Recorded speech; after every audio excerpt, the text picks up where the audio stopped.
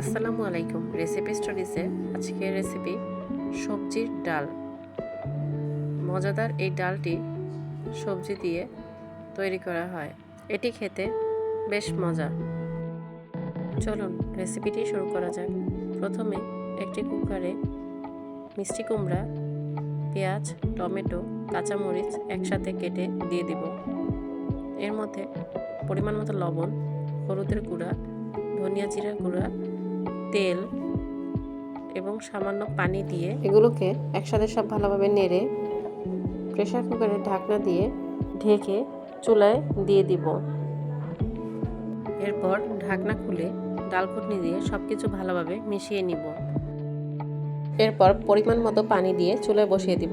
এরপর একটি বাটিতে একটি ডিম ভেঙে এরপর সামান্য লবণ, মরিচের গুঁড়া দিয়ে ভালোভাবে ফেটে প্যানে তেল দিয়ে ডিমটি ভেজে স্ক্র্যাম্বল করে নিব। এরপর ফুটে আসা ডালের মধ্যে ডিম দিয়ে দিব।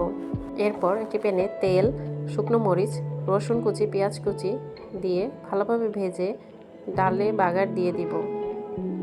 এরপর ভালোভাবে নেড়ে চেড়ে ডাল ফুটে আসলে চুলা থেকে নামিয়ে নিব।